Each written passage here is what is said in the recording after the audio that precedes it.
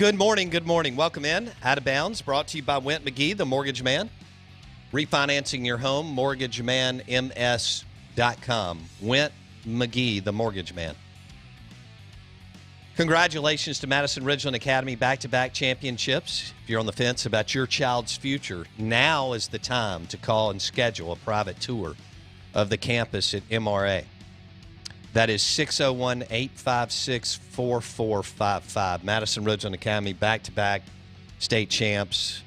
They won the state championship on Saturday at Veterans Memorial Stadium. It was the Blakey Blakesters' first time to Veterans Memorial Stadium. Incredible.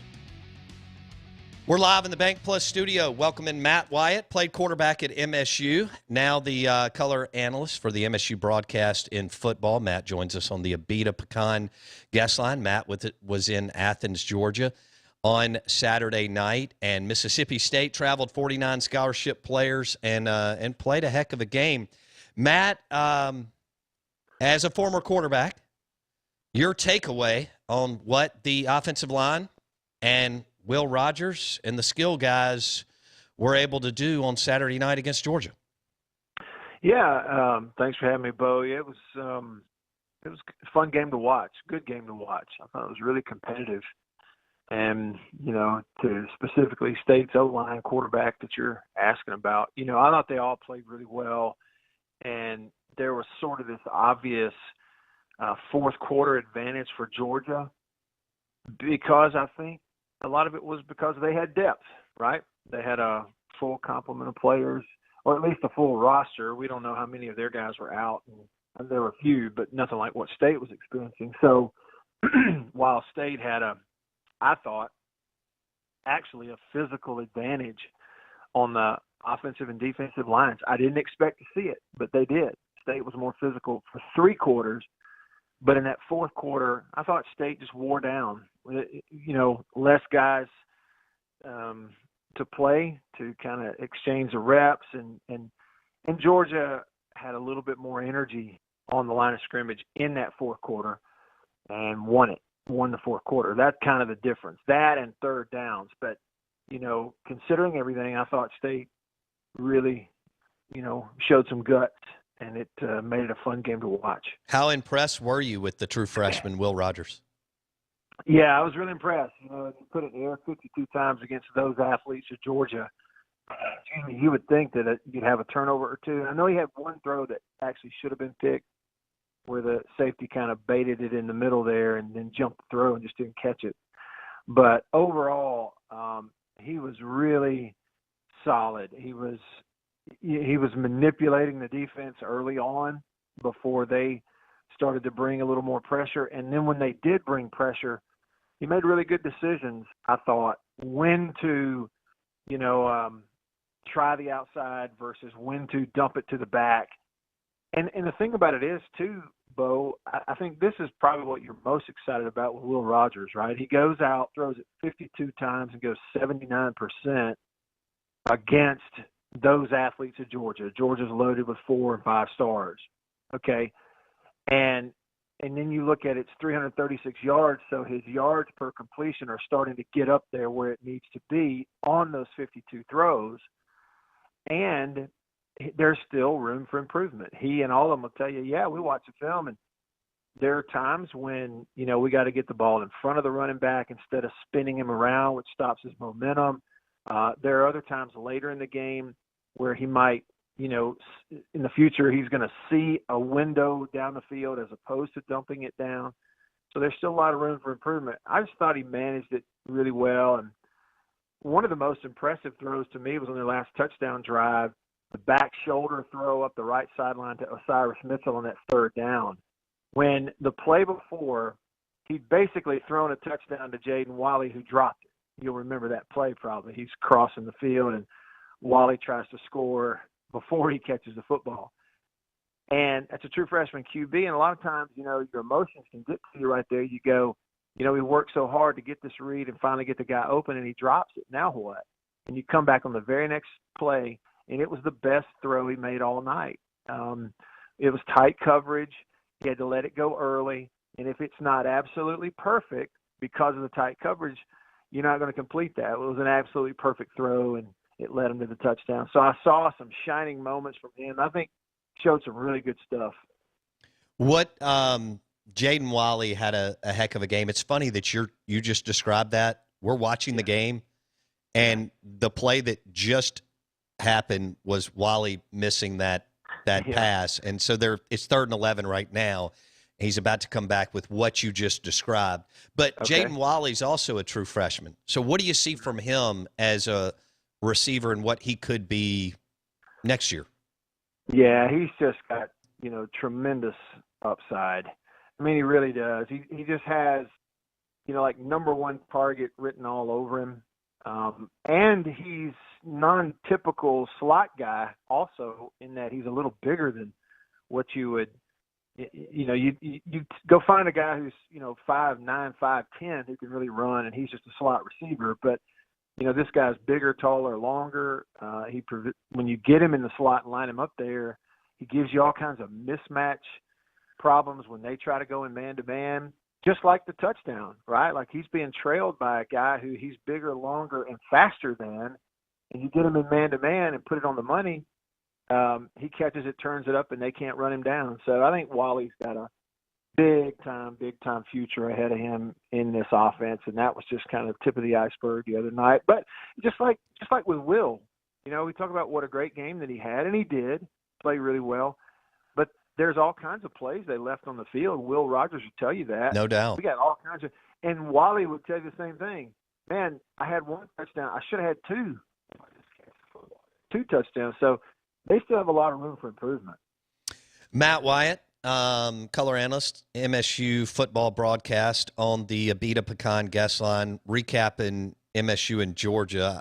It was a heck of a game and very, very competitive with only 49 scholarship players that MSU traveled with. What did you see from the offensive line, Matt?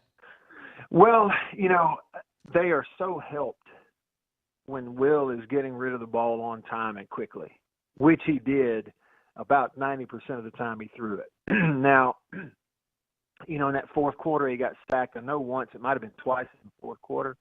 And I really think that one of those, the fourth down sack, is one where you need a 5-yard completion.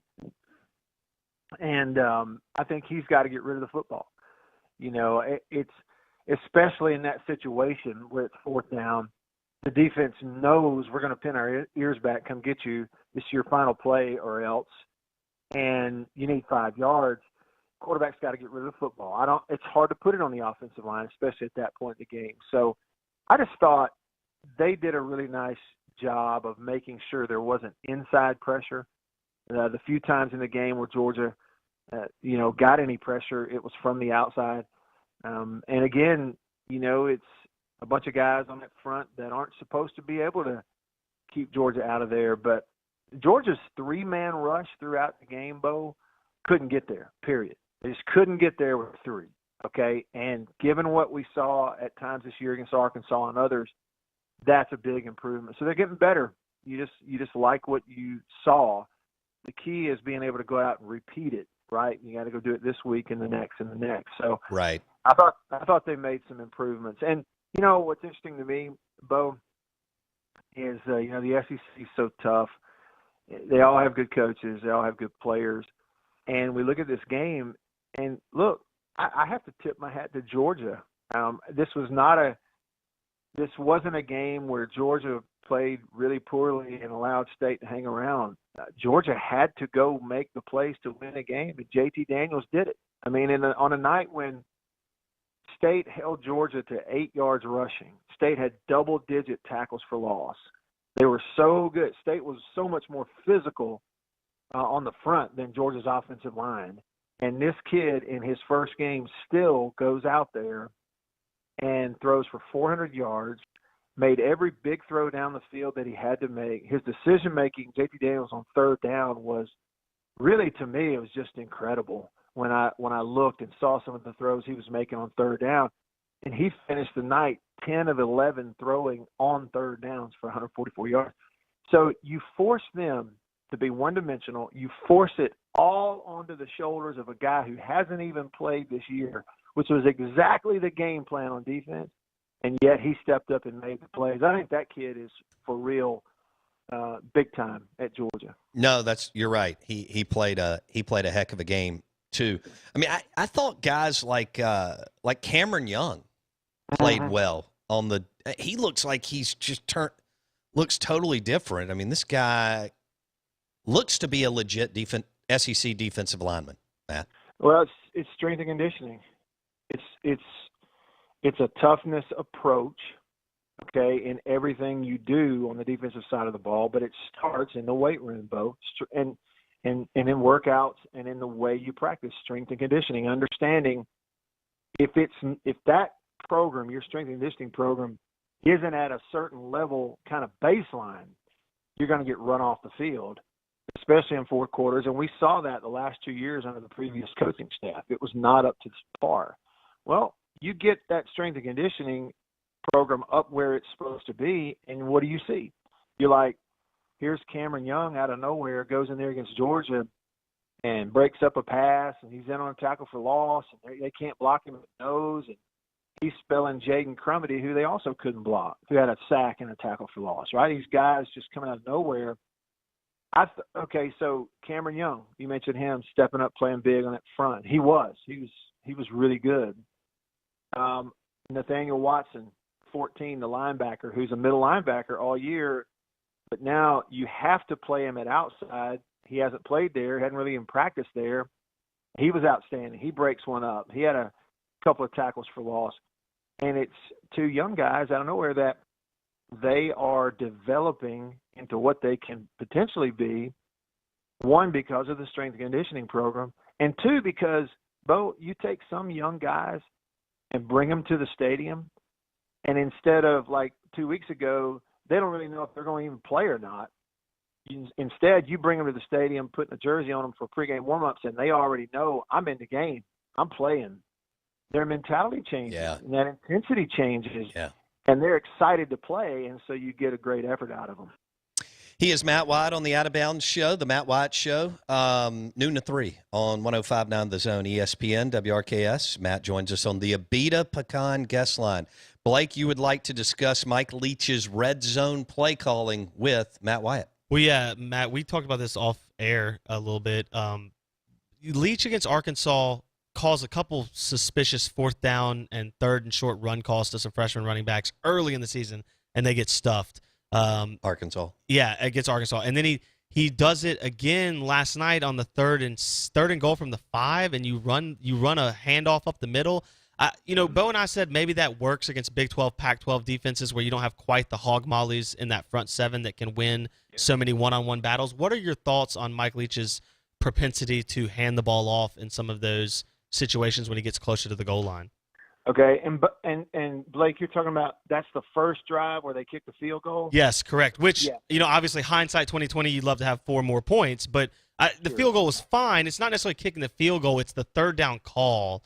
I think they did it against Arkansas not only on fourth down, but a couple times they set up fourth downs that they were going to go for it. They handed it off, and instead of getting 5 yards on a pass, you got 1 yard on a run, and it's 4th and 5 instead of 4th and 2. Yeah, it's a really good question. That it goes in the stat sheet, doesn't it, Blake? It's like, oh well, you're 3 for 3 in the red zone, and that looks good. You get 17 points in 3 trips to the red zone. But like what you're saying, it's a good question because the narrow is so slim. You got to have touchdowns instead of field goals. I'm just speculating here. I don't know. I hadn't talked to Mike about it, Blake, but I also think you look at that one specifically, first drive of the game, and given you've had so many red zone and end zone interceptions at crucial times this year, I remember when Mike said after one of the games, his quote was, "Yeah, I've never really seen anything like it." The question was about turning the ball over in the end zone, in the red zone. Now, whether or not that plays into that decision on the first series of the game to just make sure that we, one, don't turn it over down here on third down, we give ourselves a chance to score, but two, make sure also that if we run the ball finishes right in the middle of the field so we get an easy 3 points on it's like an extra point attempt. That would be a very conservative approach, which you wouldn't expect in the air raid, but it could be possibly be part of it. The other thing is, I think I sort of remember the play vaguely, and it's a deal where they had zone coverage you. You just went right down the field, picking them apart, about to force them to get out of it. And they tried to bracket your receivers on the outside, meaning there's man-to-man coverage, but even though you're down on the goal line, they're also putting somebody on top to make sure you can't throw it to that back pylon. One of the things about the air raid offense that everybody knows is they practice the back pylon fade more than anybody, and they complete it more than anybody if you give it to them. So they moved a few people out trying to defend that. So coaches call it from the sideline, look and go, well, there's less people in the middle field, run the ball. I'm like you, from 5 yards away with a mix and match offensive line against SEC defenses. You ain't going to punch it in that often. I think it was just a conservative call right there, honestly. I think a year from now he goes for it and throws the football. It's just what you were talking about. They're just not there yet. And there's too many 18-year-olds on the field, and he doesn't know what they're going to do. They don't know what they're going to do. Matt Wyatt on the Out of Bounds show. Matt, Dylan Johnson, another one, true freshman. Thought he played well. What did you see? Yeah, he's really good. In preseason practices that I was able to go to, there were several times where you lean over and people are going, hey, who's 23 again? Who is that? Who's that guy? Man, he can go. Because he was bigger, too. That's the thing about it. Dylan is, at least 6 feet tall. He may be a good 6'1" when you stand next to him. And as a true freshman, he's going to get better and better. The one thing I see with Dylan is, and again, he's like you say, he's playing this time last year at Greenville St. Joe, 1A football in Mississippi. And now we're giving him 8 carries and throwing him 7 passes against Georgia. Okay, so that considered, I think he's doing a tremendous job. And there's no question that it's part of their makeup right now is to give him the ball in short yardage stuff because he's the biggest back they have. But he's got to play with lower pads. I know that people roll their eyes or go, oh, here goes Matt talking about pad level. But seriously. I love it, though. You'll see it.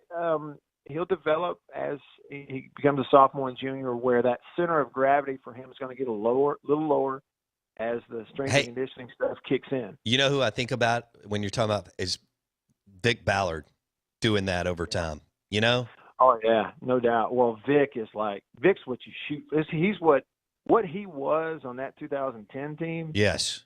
Is what every back is shooting for, is a guy who when he's running full tilt, I'm talking about full speed ahead after his third step. Mm-hmm. His shoulder pads are right above his knees. His center of gravity was about 1.5 foot, literally, off the ground. And so people would hit him, and he'd spin around. He was like Cadillac Williams back in the old days for Georgia. He'd have a 20-yard touchdown run, and half of it he ran sideways, and the other half he's running backward. You couldn't slow him up, and that's what everybody's shooting for. You know who's doing it right now is Jerrion Ely, Matt. Oh, yeah. Well, and that kid, you talk about a talent, and just overall, like, his ceiling is through the roof, no question about it. And I'm impressed with how they use him there. But, one thing, too, that I think Ely is such a beneficiary of, and so is Corral, is the offensive line at Ole Miss has been so good. Sure. You'd be hard pressed to find a bunch that collectively every week is grading out higher than the Ole Miss offensive line has every single week. And so there's no wonder that Ely's getting opportunities and that Corral has a lot of confidence. Well, let's go to the game. You'll be calling it on Saturday in Vaught Hemingway Stadium. 3:00. And so Mississippi State at Ole Miss. Mississippi State about a 2-touchdown underdog. I think Ole Miss would have to literally give them the game for MSU to win. Although MSU may score a little bit more than we thought they would a few weeks ago. What, if anything, can Zach Arnett do on defense, especially in the secondary, to even think about slowing them down somewhat this weekend? Yeah, I don't know what you can do in the secondary. it's really going to be on your line of scrimmage and can you affect the quarterback. That's the game for you right there. And we just talked about the offensive line of Ole Miss, and they haven't allowed anybody to affect their quarterback, right? That's been their deal. I mean, they allowed Arkansas to affect him, and look what happened. That's really the only one. So if they keep him clean and pick up 4 and 5 man rush like Georgia did at times, then Corral's going to have the chance to pump the ball down the field. And you can't – State just doesn't have right now the experience. You're playing a true freshman corner, a true sophomore corner, and safeties. The other night you had a walk-on playing meaningful snaps at safety who had never played in a game before. So with where they are right now, you can't expect that back end to just run with people like Elijah Moore and cover him. They're not going to do it. So it's all about, can you affect the quarterback? And can you create turnovers that they haven't, didn't create against Georgia and some of those things. You're going to have to hit the quarterback, knock the ball out. You're going to have to get the tip ball every now and then and get some turnovers that you don't expect, because that's what it's going to take. If you don't affect Matt Corral, they'll put up 500, 550 yards of offense in the game and really put the pressure on State's offense. And I think the thing that I agree, State will score some points in the ball game, but they're really going to need to score some off of turnovers, because it's going to put the game, the momentum, and put their offense over there on the sideline. You aren't going to outscore them on just even possession. No. That's for sure. No.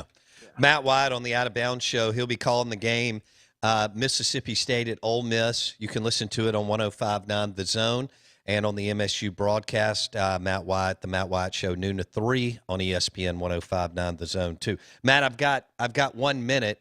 Okay. You never wavered early on whether or not this thing would work. So just wrapping it up, you seem to believe that next year, 6 games in, this offense and this team is going to be much, much better. Oh, yeah, no question. Everybody be older. You'll add probably some pieces that can help you at receiver. Your personnel will start to shape out the way it needs to run what you're going to run. Your offensive line is going to continue to get better at what they're being asked to do. So it's going to work. It ain't a matter of if, it's just a matter of when. Matt Wyatt, noon to 3, 105.9 The Zone, ESPN. Matt, have a great week. Happy Thanksgiving to you and your family. All right, you too. Thanks, man. Matt Wyatt on the Abita Pecan Guest Line. It's another great beer from Abita's portfolio. Abita Pecan. It's also a great beer to cook with, but it's a good one to sip on and cook with, as the Blakey Blakester will tell you. This is his favorite holiday because he gets to binge eat. We'll talk about that on the other side. Blake gets to dial in on some turkey and dressing and all the other goodies that we consume on Thursday. Well, and throughout the weekend, leftovers. What's the over-under on turkey sandwiches that Blake consumes on Friday and Saturday? We'll be back in a minute.